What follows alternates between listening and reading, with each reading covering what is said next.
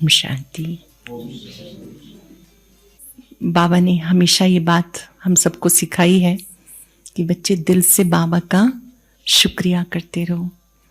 जब हम शुक्रिया करते हैं तो अंदर में एक आवाज़ आती है कि बाबा जैसा कोई और बाबा नहीं, बाबा जैसा मीठा, बाबा जैसा प्यारा कोई और नहीं। और जिस धरनी पे हम सब बैठे हैं, इस भूमि को कदम रखते ही मन करता है कि एक बार नमन कर लिया जाए। आज जैसे ही हम आ रहे थे, प्रवेश कर रहे थे, तो सामने ही सामने बहुत स्क्रीन पे बहुत सुंदर सुंदर चित्र आ रहे थे। तो आते ही अभी तो हमारे हाथ में सामान भी था, लेकिन हमने वो सामान वहीं पे रख के पहले वो सब चीज़ें एक बार देखी। तो दादियों को जब देखा, बाबा मम्मा को देखा, तो वो सारी पुरानी यादें एकदम ताज़ा हो गई। और ऐसा लग रहा था कि ये सीन कितनी मदद करते हैं ना, पुरातन यादों को याद करने में, फिर से वो शक्ति भरने के लिए ये सीन बहुत मदद करते हैं। किस किस ने ध्यान से देखे हैं?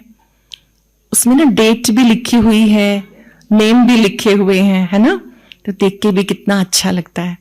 और जैसे हम बाबा रूम में जाते हैं, बाबा से मिलते हैं, तो ऐसा लगता है कि जन्म जन्मांतर की थकान दूर हो गई। तो ये मधुबन भूमि वरदान भूमि तो है ही, पर ये चरित्र भूमि भी है, ये कर्म भूमि भी है, ये बहुतों का कल्याण करने की भूमि भी है। इस भूमि पर पांव रखते ही मैंने देखा है कि सब हल्के हो जाते हैं। एक बार हमने किसी को भेजा, बाबा का घर देख के आओ, तो वो पहले ज्ञान सरोवर गए, फिर यहाँ आए। तो जब वो सेंटर पहुंचे तो मैंने कहा अपना अनुभव सुनाइए आप। तो उनका बड़ा अच्छा अनुभव था कि जब मैं पांडव भवन में गया तो पहले बाहर तो मेरे सिर पे बहुत वजन था, कई टन वजन था, लेकिन जैसे ही मैंने उस धरनी पे पांव रखा, बाबा मिलन किया, तो मन एकदम हल्का हो गया।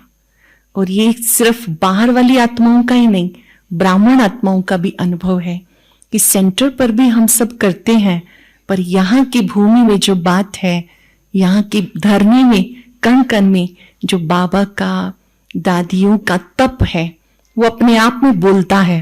नहीं, ऐसे लगता है चलते हुए कि यहाँ की जो वायु है ना, जब वो स्पर्श करके जाती है तो वो भी कुछ कह के जाती है कानों में। तो जब हम यहाँ आए हैं ना, तो हमें थोड़ी देर का ही टाइम मिला है, तो हमें एक एक सेकंड को यूज करना है कि हम कौन सी भूमि पर आए हैं। यहाँ पर बाबा ने तपस्या की, हमारी दादियों ने तपस्या की, बड़े दादी जी, गुलजार दादी जी, इन सब को हमने योग करते हुए बाबा के कमरे में मिलन मनाते हुए बहुत प्यार से देखा है। तो जैसे दादियों ने तप किया, ब्रह्मा बाबा ने तप किया, मातेश्वरी जी ने तप किया, तो वो प्रकंपन आज भी हम सबको बहुत मदद करते हैं। अभी 4 दिन पहले एक बहन आई सेंटर पर मिलने के लिए, तो बड़ी अच्छी बात उसने कही कि हम सब योग करते हैं पर योग का प्रयोग नहीं करते। तो मैंने उसको कहा, आप अपना प्रयोग बताओ, आपने कौन सा प्रयोग किया, कोई संस्कार बदला? बड़ी अच्छी बात उसने बताई कि मेरे अंदर ना पहले इतना गुस्सा था कि सब डर जाते थे, बहुत क्रोध करती थी मैं। कहते मैंने सबसे पहला प्रयोग शांति की शक्ति का किया कि मुझे क्रोध जीत बनना है। कहते ऐसा नहीं कि अब नहीं आता, अब कम आता है, पर मैं कह सकती हूं कि मैंने 80% इसको जीता है, 20% मन में आता है जिसको मुझे ठीक करना है। ये उसका पहला प्रयोग था। दूसरा उसने बताया कि मुझे चाय की बहुत एडिक्शन थी और मैं सबको ये चीज बोलती थी कि मैं सब कुछ छोड़ सकती हूँ पर चाय नहीं छोड़ सकती, और जब मैं जाऊंगी तो और कुछ रखना या नहीं, पर 1 लोटा चाय का जरूर रखना। कहते पर मैंने एक चीज समझी कि इससे मुझे क्या नुकसान हो रहा है, तो मैंने अपने आप को ये चीज समझाई कि क्या इसके बिना मेरा काम चल सकता है, तो मैंने अपने आप को ठीक किया। तो ये उससे अपना योग का प्रयोग बताया कि उसने 2 चीजें ठीक की। तो ऐसे हम सब अपनी चेकिंग करेंगे कि हमने योग का प्रयोग कहां कहां किया है। अगर नहीं किया है तो करना शुरू करना है, क्योंकि सिर्फ हम 1-2 घंटों के योगी नहीं हैं, हम सब प्रयोगी आत्माएं हैं। जैसे किसी और को हम देखते हैं ज्यादा बोलते हुए, तो हम अंदर में क्या सोचते हैं, थोड़ा कम बोलना चाहिए, है ना। किसी को क्रोध करते देखते हैं तो हम सोचते हैं इन्हें प्रेम से बात करनी चाहिए। अब ये बातें जो हम दूसरों को बोलते हैं ना, अब हमें वो खुद करनी है। अटेंशन ऑन सेल्फ, खुद करना है। क्या हम अपने को ठीक कर सकते हैं? अगर एक आत्मा अपना परिवर्तन करती है तो ये विश्व परिवर्तन में बहुत बड़ा योगदान है। हम किसी को बदल सके या ना बदल सके उस चक्कर में नहीं जाना, पर हम बाबा के सामने खुद को परिवर्तन किया हुआ मास्टरपीस बनाएं। अपने से प्रीत है जिनकी, केवल वो ही अपने को बदलते हैं। केवल दूसरों को कहने से कार्य ठीक होने वाला नहीं है। अपने ऊपर अटेंशन देने से हम बाबा के सच्चे स्नेही, सच्चे योगी, प्रयोगी बच्चे बन जाएंगे। मैंने देखा कभी कभी सहज योगी के नाम पे हम अलबेले हो जाते हैं। हम बार बार सोचते बस मैं सहज योगी हूं। सहज योगी कह के बहुत सारा समय दूसरों को देखने में, कभी दूसरों के बारे में चिंतन करने में। मैं आपको प्रैक्टिकल बात बताती हूँ। सतगुरुवार के दिन भोग का दिन होता है ना, तो सेंटर पर कैसे सिस्टम होता है कि सबको प्रसाद दीदियां दृष्टि देख के देती हैं और सबसे पूछ भी लेती हैं क्या अभ्यास करेंगे, सब सुनाते भी जाते हैं। तो थोड़ा टाइम पहले की बात है, ऐसे 2 पुरुषार्थी प्रसाद लेके साइड पे बैठे हुए थे। जैसे मान लो ये सोफा खाली है तो ऐसे बैठे हुए थे। तो मैं किसी और से मिल रही थी, उन दोनों की वार्तालाप भी मेरे कानों तक आ रही थी। पहले ने पूछा दूसरे से कि आप सुबह कितने बजे उठते हो? कहता 3:30-4 बजे तक कोशिश करता हूं 3:30 से पहले पहले उठ जाऊं। कभी कभी लेट हो जाता हूं तो 4 भी बज जाते हैं। तो दूसरे पुरुषार्थी ने पूछा आप? कहते ऐसा है, मैं तो ना 6 और 7 के बीच में ही उठता हूं और मैं तो सहज योगी हूं। मैं बाबा को तंग नहीं करता, ना ही मैंने इतने पाप किए हैं कि मैं सुबह 3:30 बजे योग करूं। अब आप देखो वो अपने आप को क्या कह रहा है, सहज योगी हूं, आराम से सोता हूं, आराम से उठता हूं, वो उसके लिए सहज योग है। मुझे बड़ा ताज्जुब लगा कि ऐसे से आत्माओं का संग हमें कहां लेके जाएगा, कहां लेके जाएगा। नेक्स्ट गुरुवार को 2 और पुरुषार्थी, पहले ने पूछा आप रोज आते हो मुरली सुनने? उसने कहा हाँ, हर रोज। मेरी तो दिनचर्या मुरली से ही शुरू होती है। अगर मैं मुरली सुनता हूं तो मेरा दिन बहुत अच्छा खुशनुमा होता है और पूरा दिन हर काम में अच्छे से कर पाता हूं। तो उसने पूछा आप मुरली सुनने रोज आते हो? कहते नहीं, मैं तो बस सतगुरुवार के दिन आता हूं और इतना सारा सुन के फायदा ही क्या। जो वीरवार भगवान सुनाता है 7 दिन तक प्रैक्टिस करता हूं, अगले गुरुवार फिर आता हूं, वो अभ्यास सुन के जाता हूं, प्रसाद लेके चला जाता हूं। मैं तो सहज योगी हूं। अब ये 2 सहज योगी मेरे आंखों देखे हाल है, आंखों देखा वर्णन है। तो ऐसे बहुत सी आत्माएं हैं जिन्होंने सहज योग के नाम पर अपने को अलबेला कर लिया, ऐसी आत्माओं का संग किया है। कुछ भी हम करते हैं, जैसे पीछे क्लास में हम सबने प्रतिज्ञा की थी सामूहिक रूप से कि जब हम भोजन करेंगे ना तो बाबा की याद में करेंगे और बाबा को देखते देखते भोजन करना है। छोटा सा पुरुषार्थ है, 20 मिनट लगेंगे, 15 मिनट लगेंगे, बाबा को देखते देखते भोजन करना है। तो मैंने पूछा एक आत्मा से कि आपका कैसा चल रहा है, बाबा को देखते देखते भोजन करते हैं? तो उनका जवाब था भोजन करते समय कोशिश होती है कि मैं बाबा को याद करूं, नहीं तो मोबाइल पे ही कुछ चला देते हैं। मोबाइल देखते देखते हम भोजन कर रहे हैं तो बहुत कुछ और भी तो आएगा ना। पर ये छोटा सा संयम है, छोटा सा संयम कि 20-25 मिनट क्या उसके बिना हमारा काम नहीं चल सकता, हम कर सकते हैं। कभी कभी हम ऐसे दूसरों का संग करते हैं जो हमें कमजोर बनाते हैं। तो इस जीवन के अंदर हमें उन आत्माओं का संग करना है जो हमारे पुरुषार्थ को बढ़ाएं, परक शक्ति का प्रयोग करें। दिव्य शक्ति, दिव्य बुद्धि बाबा ने हम सबको दी है, तो हम सहज योग के नाम पर अलबेले ना बने, बल्कि कर्म योगी बने। अब देखिए, जब हम खाना बनाते हुए शिव बाबा को याद करते हैं तो वो प्रसाद बन जाता है। जब आप स्नान करते हुए शिव बाबा को याद करते हैं तो वो क्या बन जाता है? तीर्थ स्नान, तीर्थ स्थान। तीर्थों पे जाते हैं ना, कोई प्रयागराज जाता है, कोई हरिद्वार जाता है। आप याद में स्नान कर रहे हैं तो वो तीर्थ स्नान है। जब आप चल रहे हैं याद में तो वो तीर्थ यात्रा है। जब आप भोजन बनाते समय और खाते समय भी याद करते हैं तो वो महाप्रसाद है। जब आप घर में रह के शिव बाबा को याद करते हैं तो वो घर मंदिर है।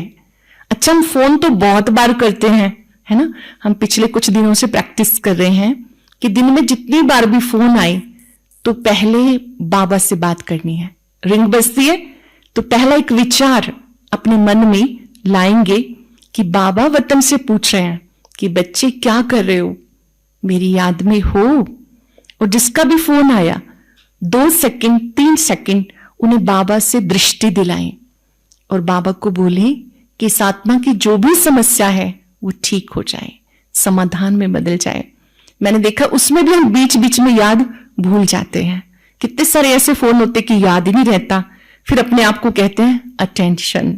कभी कभी हम सेंटर के पीछे ही बगीचा है, वहां सैर करते हैं तो मैंने देखा कि भक्ति मार्ग वाली आत्माएं आजकल जितने भी पार्क है ना, उन्होंने छोटे छोटे मंदिर बना रखे हैं।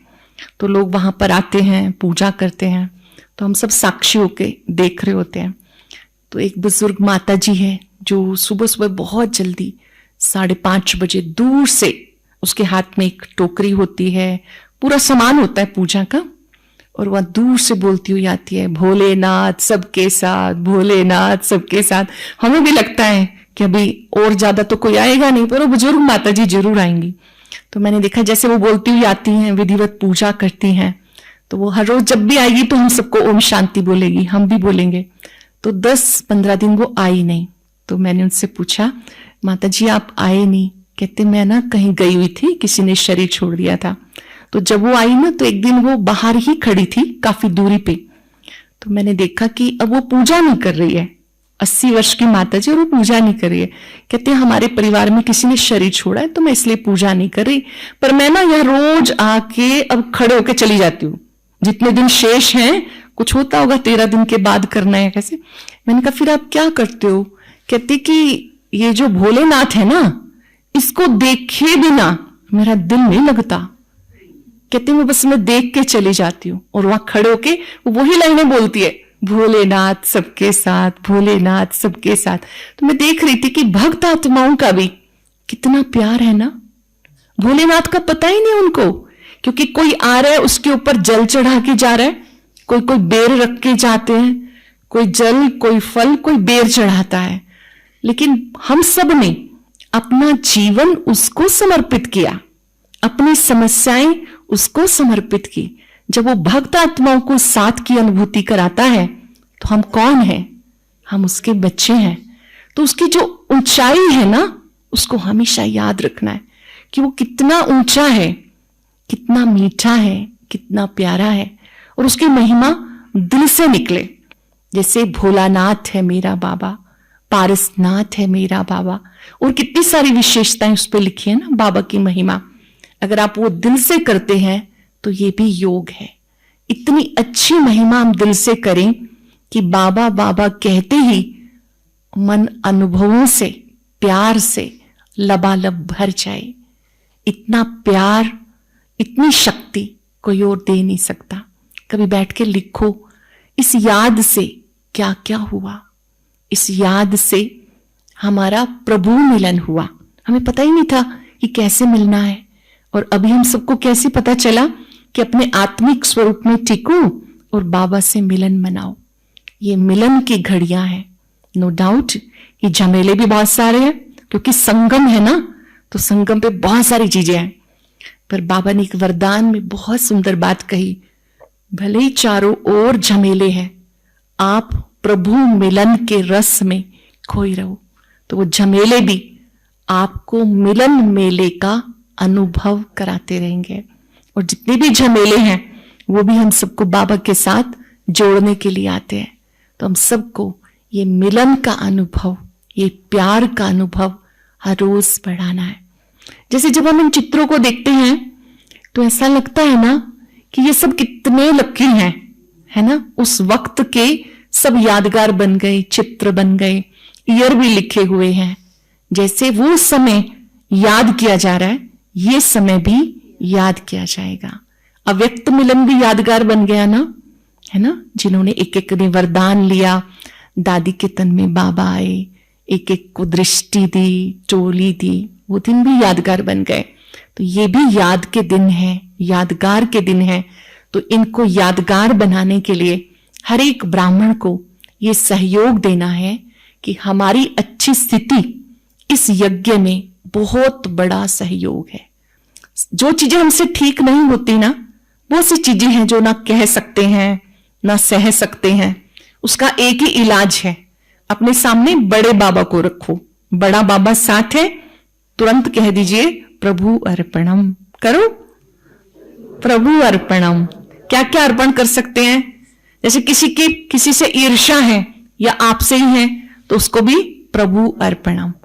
हमारे पास 2 बच्चे शायद 12th स्टैंडर्ड के थे, तो उनका जब रिजल्ट आया तो वहां पे once in a week class होती है, तो वहां से मैसेज आया कि आज जब क्लास होगी तो जो भी बहनें आए, तो एक बच्चे का बर्थडे है, उसको तिलक भी लगाना है। तो उस दिन मुझे ही जाना था, तो मैंने कहा ठीक है, मैं तिलक भी लेके आऊंगी, ब्लेसिंग कार्ड भी। तो उस बच्चे को कहना कि अपने दोस्तों को भी लेके आएगा। तो उसकी मम्मा ने कहा कि आज ही उस बच्चे का बर्थडे भी है और आज उसका रिजल्ट भी आया है, और आज सुबह से उसने कुछ नहीं खाया। मैंने कहा सुबह से कुछ नहीं खाया क्यों? कहते उसके 96% मार्क्स हैं, और एक और बच्चा है उसके 96.8% है, तो वो फर्स्ट है, तो इसके बाद इसके 96 हैं। तो इस बात को लेकर उस बच्चे ने सुबह से लेके भोजन नहीं किया। कितने ही लोगों ने उसको बर्थडे विश किया होगा, पर उसको अच्छा ही नहीं लगा। खैर जब मैंने उसको फोन किया तो उसने कहा मेरा मूड ठीक नहीं है तो मैं तो नहीं आ सकता। मैंने कहा आप एक बार आना और एक चीज सोचना कि क्या आपसे पीछे भी कोई है, 94% वाले, 92 वाले, 90 वाले। कहते हैं हाँ ऐसे तो दीदी 50% वाले भी हैं, 40 वाले भी हैं। मैंने कहा अच्छा वो सब कहाँ हैं आपके दोस्त? कहते वो सारे तो पिकनिक करने गए हुए हैं। कहा आप देखो 40% वाले, 50% वाले तो पिकनिक मनाने गए हुए हैं, अच्छे से खा पी रहे हैं, और आप 96% लेकर के भी उदास हो, तो ये तो अच्छी बात नहीं है। तो एक बार आप आना। खैर उस बच्चे ने कहना माना, 10 बच्चों को वो लेके आया, तो उन्हें खड़े होकर सबसे प्रतिज्ञा करवाई, उनको ये समझाते हुए कि किसी से हमें ईर्ष्या नहीं करनी, और इन अंकों से अच्छा आपके जीवन में अंक कितने हैं वो ज्यादा इंपॉर्टेंट है। और ये जो अंक हैं ठीक है, इससे पता चलता है कि आपने कितने ध्यान से अध्ययन किया, लेकिन जिसके 96.8% है वो भी तो आपका भाई है ना। कहते हैं अगर वो नहीं होता तो मैं ही टॉपर था ना। मैंने कहा आप यही सोच लो कि वो मेरा भाई है, मेरा दोस्त है। खैर 10 मिनट तो लगे, पर उन 10 बच्चों ने एक दृढ़ प्रतिज्ञा की कि अब हम किसी से भी जेलसी नहीं करेंगे। ये सिर्फ बच्चों की बात नहीं है, बड़ों में भी मैंने देखा है बहुत होती है। किसी को भी गिराने की योजनाएं बनाते रहेंगे। किसी को आप आगे नहीं बढ़ा सकते, कम से कम टांग तो मत खींचो। कोई आगे बढ़ता है तो उसको देख के खुश होना, ये भी एक डिवाइन वर्च्यू है, एक बहुत अच्छी वैल्यू है। तो हमें जब किसी से हम ईर्ष्या करते हैं ना, तो वास्तव में हम उससे नहीं कर रहे, सफलता से ईर्ष्या कर रहे हैं। और जब हम सफलता से ईर्ष्या करते हैं तो सफलता हमारे पास नहीं आएगी। कभी कभी जब हम जाते हैं वहां पर क्लास कराने के लिए, मिलते हैं वो बच्चे, तो उन्होंने एक प्रतिज्ञा और भी की थी कि हम अपने जीवन में कभी भी सुसाइड की धमकी नहीं देंगे। क्योंकि जो यूथ है वो छोटी छोटी बात में यही बात बोलते हैं। कौन सी बात बोलते हैं? कि हम सुसाइड कर लेंगे, और माता पिता तो डर जाते हैं। तो जीवन से तो भागने का कोई फायदा नहीं है।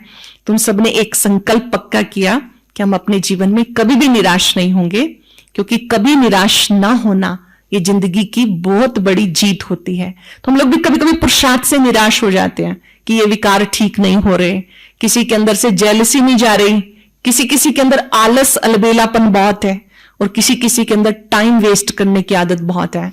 क्योंकि फोन पे क्या कर रहे हैं तो आपको ही पता है ना, है ना।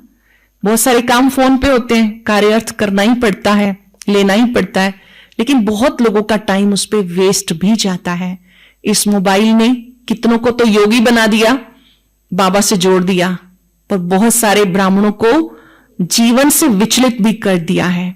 जिन्हें अपने से प्रीत है ना, तो उनको संभाल रखनी है। यह भी एक ऐसा संग है जो हमें नीचे की तरफ ला रहा है। इन चीजों का प्रयोग मालिक बन के करना तो अच्छी बात है, पर हम इनके स्लेव बन जाएंगे, इनके दास बन जाएंगे, तो कभी भी प्रोग्रेस नहीं होगी। मैंने बहुत बड़ी बड़ी आयु वालों को भी देखा है कि उस पे गेम्स खेलते हैं। भगवान ने कहा कि 1 सेकंड गंवाना मतलब 1 वर्ष गंवाना, और वो भी संगम युग का टाइम वेस्ट जा रहा है। तो ये समय लौट के नहीं आएगा। इधर उधर की ऐसी वैसी चीजें देख के डिलीट लगा देते हैं। यहां डिलीट लग सकता है, बाबा के पास नहीं लग सकता। बचाना है अपने आप को, अपने संग को अच्छा रखना, ये हमारी ड्यूटी बनती है। जब हम रात को सोते हैं ना, तो हर रोज हमारे चेहरे पे एक स्माइल होनी चाहिए। जब आप सोते समय मुस्कुराते हुए सोते हैं, next day start with smile. अगर आज के दिन में कुछ ऊपर नीचे हो गया, तो वो सोने से पहले प्रभु अर्पणम करके सोना है। तब आप याद कर लेंगे, बड़ा बाबा साथ है, प्रभु अर्पणम। लेकिन जब आप सो रहे हैं, तो आज के दिन में क्या क्या अच्छा हुआ, उन चीजों को याद करते हुए, शुक्रिया करते हुए सो। तो जब आप सुबह उठेंगे, तो आप मुस्कुराते हुए उठेंगे, और उठते ही अपने आप को सफलता का तिलक देना है, और ये याद करना है कि मेरा आज का दिन खुशियों भरा दिन है। जो पहला थॉट होता है ना, वो पूरे दिन का आधार होता है। तो जब आप उठें, तो पहला विचार आना चाहिए बाबा को गुड मॉर्निंग करने के बाद कि मेरा आज का दिन खुशियों भरा दिन है, मेरा आज का दिन सफलताओं भरा दिन है, मेरा आज का दिन दुआओं भरा दिन है, मेरा आज का दिन शक्तियों भरा दिन है, मेरा आज का दिन प्रभु मिलन का दिन है। ये विचार रोज करने हैं। उठते ही खुशियों भरे विचार होंगे, तो पूरा दिन खुशियों से भरपूर होगा। और बहुत सारी ऐसी चीजें भी आएंगी जो आपकी खुशी को छीनने वाली होंगी, तो उनको अपने पास नहीं आने देना। तुरंत बाबा को कहना है, बाबा आ जाओ, और बड़े बाबा को सामने देखते हुए तुरंत बाबा को दे देंगे। कर सकते हैं हम ये छोटे छोटे पुरुषार्थ, बहुत ही सिंपल है। ये जीवन बाबा ने हम सबको दिया है खुशियों से भरपूर रहने के लिए। भोजन करना है बाबा के साथ, बाबा खिला रहा है। मैं बाबा का ठाकुर हूं, बाबा को देखते देखते बात करते, बाबा से बात करते हुए भोजन करना है, आपस में बात करते नहीं। जितनी बार फोन अटेंड करेंगे, पहले बाबा याद आए और उन्हें बाबा से दृष्टि दिलाएं। आपके लिए 2026 तीव्र पुरुषार्थ वाला हो, स्वोन्नति वाला हो, और आपका बाबा से प्यार बढ़ता ही जाए, बढ़ता ही जाए। हमेशा इतना बाबा का प्यार आप पे बरसे कि आप उस प्यार का स्वरूप बन अनेकों को बाबा के समीप लाएं। ओम शांति।